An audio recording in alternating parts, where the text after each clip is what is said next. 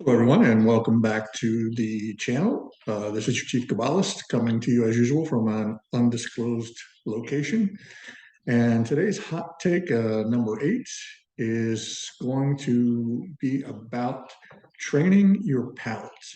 And as usual, I am going to swim upstream from a lot of what's being sent out via social media these days, as I usually do.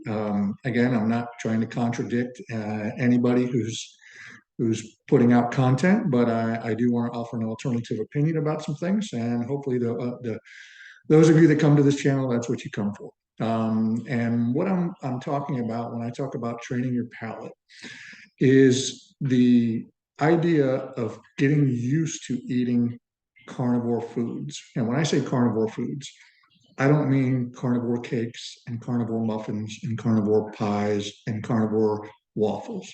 I mean meat and eggs. Okay. In No Brainer Carnivore, I set forth a plan and I talk about how ultimately I always aim for the lion diet, which is basically ruminant meat and salt and water. And I know full well that that's not the diet for me. It's too stringent, it's too restrictive. So, what we lay out for you in No Brainer Carnivore is a plan to eat basically any kind of meat and eggs, minimal amount of dairy. And we suggest that you do some quote unquote cheats by using some spices and some condiments and things to get you through the point that you start to crave the meat and the eggs as opposed to still craving your old carb loaded, hyper palatable foods. And you're looking here, folks, at one of the biggest carb addicts that ever existed. To this day, I dream about pizza and pasta, and I never had a super duper sweet tooth, but anything starchy, I still dream about. However, my palate has been trained otherwise. It may take you a little bit of time, but once you push through and train your palate to eat just meat and eggs, eventually those will be the foods that you crave. I can tell you that you will likely never break fully your carb addiction if you eat fake carbs.